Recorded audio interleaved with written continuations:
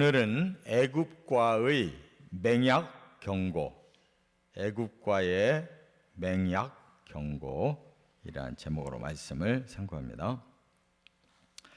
지금 이제 히스기야 시대인데 아수르가 워낙 강해서 모든 나라를 다 지금 쳐내려오고 이제 북이스라엘도 또 옆에 있던 블레셋 나라까지도 다 이제 정복을 당했어요. 이제 유다가 지금 그 다음 차례고 계속 애굽 구스로 다 밀고 나갈 참인데, 지금 유다의 정책은 애굽 구스 또 이 유다가 같이 대항하면 아수르 물리칠 거다 이렇게 생각하는 거예요. 그러니까 한 나라를 여러 나라가 같이 연합해서 싸우면 이기지 않겠냐, 이게 사람들의 생각이죠. 그리고 애굽은 과거부터 계속 강한 나라였어요. 거기가 세계 문명의 발상지, 보통 4대 문명 발상지라고 그러잖아요. 메소포타미아, 애굽, 또 인도, 또 황하, 중국, 이렇게 4개가 세계의 최초의 문명 발상지니까 애굽은 강할 수밖에 없잖아요. 그래서 계속 유다는 거기만 의지하려고 한다는 거예요. 그래서 맹약을 맺었다. 이게 맹약이 뭐예요? 서로 목숨을 같이 하자, 이런 약속을 했다는 거예요. 그런데 하나님은 계속 지금 그거 경고하고 계시는 거예요. 그럼 도대체 왜 그럴까? 위에서 내려다보시는 하나님 다 알고 계셔요. 아수르가 워낙 강해서 그 시대에 제국이 된다는 거, 그 시대를 다 제패해버린다는 것을 하나님이 알고 계셔요. 그러므로 결국 애굽과의 맹약을 맺어도 나중에 다 망한다는 거예요. 아니 그러면 왜 하나님이 그런 것을 아시면서 왜 아수르를 가만 놔두고 이렇게 유다 보고 자꾸 애굽 의지하지 말라고 하시느냐? 하나님의 가장 중심 마음은 뭐냐면 너희들이 하나님 선민으로서 틀려먹었다는 거예요. 하나님을 진정으로 의지하고 경외하면 아수르가 아무리 강하다 할지라도 하나님이 물리쳐주고 하나님의 나라를 세상에 세워놓으실 건데, 이들의 마음은 하나님에 대한 비전이 없어요.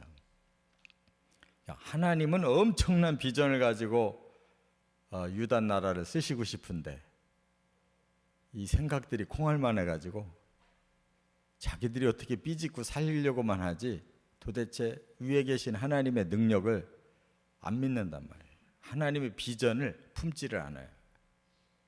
그래서 하나님이 아수르를 가지고 회초리로 쓰시려고 하는 거예요. 그런데 끝까지 그걸 안 믿고 애굽을 의지하니까 회초리가 몽둥이 돼버리는 거예요.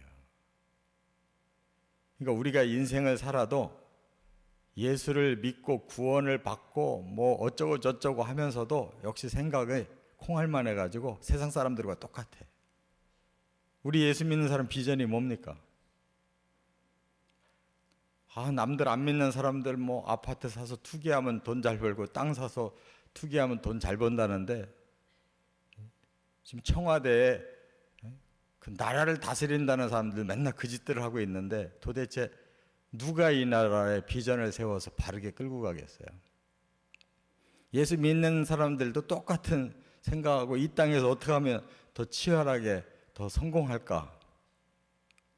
이것만 생각하는 사람들에게 조금만 돈 벌면 아파트 늘리고 좀 돈 벌면 차 늘리고 맨날 그 짓들 하는 사람들한테 도대체 하나님이 뭘 바라고 하나님 나라를 누구를 통해서 세우겠냐고요.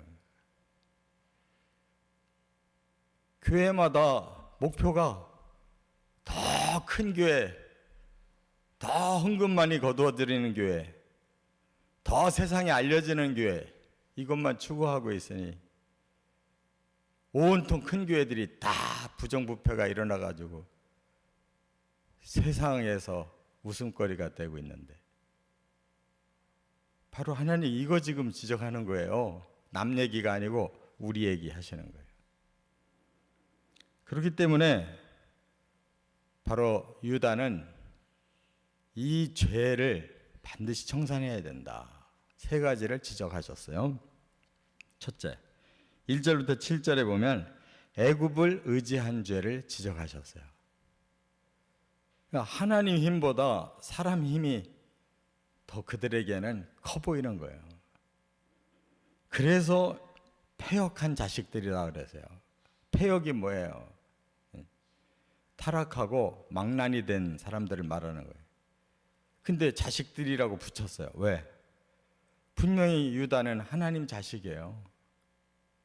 하나님이 선택해서 특별히 하나님을 사랑하는 자식인데 그들이 패역했다는 거예요. 타락했다는 거예요. 그래서 애국과의 개교와 맹약만 믿고 하나님은 제껴버렸대요. 하나님 의지 안 한다는 거예요. 하나님께 어떻게 할까요? 지혜를 구하지 않고 하나님만 믿습니다 하고 하나님과 계약을 안 맺고 자꾸 애굽만 의지한다는 거예요. 그래서 바로의 세력을 의지하고 애굽의 그늘에 피하려고 하고 하나님께는 묻지 않고, 그러나 결과는 수치와 수욕만 당할 거다. 계속 애굽을 의지하면 아수르가 그냥 애굽과 함께 유다를 다 쓸어버릴 거다. 그런 얘기예요. 그러니까 정말로 하나님 위에서 내려다보실 때 너무 답답한 거예요. 믿을 자들을 믿어야 되는데 이 애굽은 지금 헛껍데기예요. 헛껍데기. 겉만 크고 심지어 구스에게 먹혀가지고 그 시대가 25왕조를 이룬 시대인데 그 핵심이 구스 사람들이 핵심이었어요. 본래 애굽 사람들이 왕조를 잃어버린 거예요. 그러니까 겉으로만 큰 나라지 실상은 망한 나라잖아요. 그런데 그걸 의지하고 있다네. 그래서 하나님이 이렇게 비유를 하셨어요. 그 유다 나라와 애굽 사이에 네게부 지방이라고 큰 광야가 있어요. 사람 살지 않는 광야. 근데 거기에 뭐가 살아요? 암사자, 숫사자, 독사, 날아다니는 불뱀, 이런 무서운 짐승들이 사는데 사신들을 그 목숨 걸고 거기를 지나가게 해가지고 애굽에다가 사신들을 파송하고 도와달라고 한다는 거예요. 하나님 보실 때 참 안타깝다. 그렇게 그 무서운 짐승들이 있는 곳을 지나가서 애굽에다 원조를 청하는데 그게 소용이 없으니 얼마나 안타깝냐. 이렇게 말씀하고 있어요. 그리고 요 7절에 보면 애굽은 가만히 앉아있는 라합과 같다 그랬는데 이 라합은 우리가 그 예수님의 족보에 들어간 이방 여인 라합과 이름이 달라요. 비슷한 라하브라는 건 바다의 괴물을 말하는데 그게 바로 사탄을 지칭하는 거예요. 사탄이 힘이 막강하잖아요. 그런데 가만히 앉아있는 사탄과 똑같아요. 이게 애굽은 이러거니 저러거니 아무 힘이 없다, 그 뜻이에요. 그러니까 이처럼 우리가 정말로 의지해야 될 거는 하나님이지 이 세상의 어떤 힘이 아니다. 아무리 세상의 힘이 큰 것 같아도 다 망할 짓 하고 있고 점점 죄만 쌓고 세상의 멸망을 자초하고 있는 세상을 왜 의지하느냐, 그거예요. 두 번째, 8절부터 14절에 보면 하나님의 말씀을 거역한 죄. 이 반대로 이제 하나님 말씀을 계속 거부하는 거예요. 그래서 여기 보니까 하나님이 얼마나 화가 나는지 그들의 악한 행위를 서판에다가 기록해둬라. 유다가 얼마나 하나님 안 믿고 말씀 거역하고 나쁜 짓 하는지 기록해두래요. 이렇게 성경에 기록해놨잖아요. 얼마나 나쁜 짓 했는지, 얼마나 하나님을 잘 안 믿고 말씀을 얼마나 거역했는지 남겨놨잖아요. 이런 거역한 죄가 바로 우리들이 읽으면 우리가 가슴이 저리잖아요. 왜? 똑같은 죄를 자꾸 지니까. 그래서 패역한 백성들, 거짓말하는 자식들, 여호와의 법을 싫어하는 자식들, 이렇게 말을 하고 있어요. 이 패역 타락했다고 그래요. 또 거짓말하는 자식이래. 하나님 앞에서 겉으로만 믿는 척하지 속으로는 엉뚱한 생각들하고 살으니까 거짓말하는 자들. 사람은 몰라도 하나님은 누가 거짓말하는지를 잘 아시잖아요. 속 다르고 겉 다르게 살으니까. 여호와의 법을 싫어한대요. 하나님 법대로 살면 세상 살기 힘들어. 마음에 불편해. 뭐가 거리끼는 게 많아. 적당히 불법을 저질러야 쉽게 살고 돈도 팍팍 벌고 하는데 이렇게 생각하고 있는 거예요. 그리고 선지자들과 선견자들의 입을 막는다는 거예요. 그만 좀 책망해라. 듣기 싫어 죽겠다. 여기 보니까 너희들은 바른 거는 보이지 마라. 바른 소리 하지 말라는 거예요.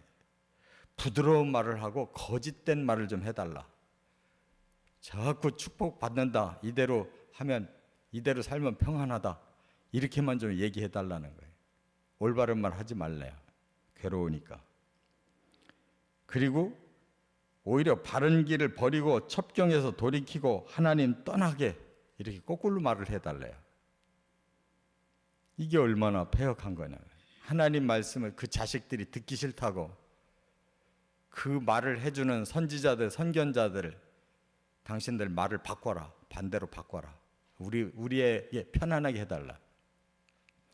오늘날의 온갖 설교는, 책망하는 설교는 듣기 싫어요. 막 달콤하게 뭐 어떻게 해야 지혜롭고, 어떻게 해야 부자 되고, 어떻게 해야 높아지고, 어떻게 해야 축복받나를 얘기를 자꾸 해야 사람들이 좋아서 몰려들어요. 똑같지 않아요. 똑같지 않아요. 성경 얘기해주면 사람들의 마음에 다 부담이 느껴지니까. 왜냐하면 자꾸 죄를 지적하고 방향이 잘못됐다고 자꾸 얘기하니까 이거 거꾸로 돌이키기가 힘들잖아요. 이렇게 예언을 업신여기고 허망한 걸 의지한 죄값은 터진 담벼락이 한꺼번에 와르르 무너지는 것과 똑같다 그랬어요. 지금 세상에 엉터리로 지어놓은 건물들 이미 터져버렸는데도 괜찮대요. 그러다가 하루아침에 와르르 무너지듯이 그렇게 돼버릴 것이다. 이렇게 말씀했어요. 그러니까 진리를 아무리 손으로 가로막고 싫다고 해서 그게 해결되는 게 아니라는 거예요. 마치 토기장이가 자기 그릇이 마음에 안 들어서 깨뜨려 버리듯이 하나님이 그렇게 깨뜨릴 것이다. 그랬어요. 유다가 바로 아수르가 쳐들어와서 전국이 다 먹혀버려요. 46개 성읍이 다 먹혀버렸고 예루살렘 하나 남은 거예요. 예루살렘 하나 남았어요. 막판에 히스기야가 하나님 말씀을 들어서 예루살렘 살린 거예요. 세 번째 15절부터 17절 호언장담한 죄. 그들이 이렇게까지 하나님이 책망을 하심에도 불구하고 이사야 끝에 가서 톱으로 켜서 죽였어요. 이사야를. 그들은 끝까지 자기들 주장을 굽히질 않고 큰 소리만 친 사람이에요. 그래서 하나님이 너희들은 차라리 조용히 있고 잠잠히 하나님을 신뢰해야 구원받고 힘을 얻을 수 있다. 지금 짓거릴 때가 아니라는 거예요. 오히려 조용히 하나님 바라보고 하나님 도와주세요. 이래야 된다는 거예요. 다행히 이렇게 한 사람이 히스기야와 이사야예요. 요 상황에서 예루살렘만 지금 남았는데 포위를 당했어요. 2차 침공을 통해서 예루살렘만 남았어요. 아수르의 신하 랍사게가 히브리어로 막 백성들을 종용하는 거예요. 너 히스기야 믿지 말고 빨리 나오면 살고 우리가 이 성을 완전히 부술 건데 빨리 나와라. 우리한테 항복해라.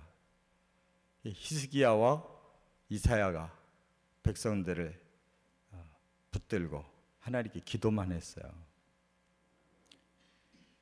이 망하는 자들은 이렇게 말한다는 거예요.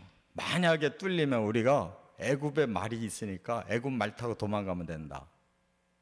애굽에 전차가 있으니까 그 빠른 짐승 전차 타고 도망가면 다 살 거야. 끝까지 이렇게 말한다는 거예요. 우리 힘으로 살 길이 얼마나 남아 있대요. 아수르 군대가 얼마나 강한데 애굽에 말 타고 애굽에 전차 타고 도망간다고 사냐고요. 그러니까 하나님이 뭐라고 말해? 남은 자를 보니까 저 산 위에 깃발 하나만 남아 있다는 거예요. 사람 다 죽었다는 거예요. 깃발만 남아 있다는 거예요. 결국 도망간 일도 실패하다는 거예요. 그래서 히스기야가 하나님의 사람이고 믿음이 있기에 이사야 말을 받아들여서 이렇게 막판에 정말 조용하게 그들이 보낸 편지를 가지고 하나님 이들이 이렇게 우리를 위협하고 지금 우리를 망하게 하려고 하는데 오직 구원은 하나님께 있습니다. 그래서 하나님께 기도했더니 하나님이 하루아침에 18만 5천 명의 아수르를 죽이고 사내립이 그 바람에 도망갔는데 그가 자기 본국에 가서 결국 죽어요. 이렇게 하나님이 예루살렘에 기적을 일으켰어요. 하나님도 예루살렘은 포기하실 수가 없었던 거예요. 믿음의 사람 다윗이 여부스에게서 빼앗아서 하나님께 바치고 그곳에 성전을 세우려고 한 그 믿음을 히스기야가 이어받으니까 하나님이 예루살렘을 건지신 거예요. 그러니까 우리도 성경을 제대로 알아야 됩니다. 눈 감고 맹인이 더듬듯이 그렇게 성경을 더듬고 내가 좋은 말만 골라서 받아들이면 이렇게 잘못되는 거예요. 성경은 성경 그대로 받아들이시고 우리 마음을 바꿀 생각을 하고 하나님 앞에 바로 서시기를 주의 이름으로 축원합니다.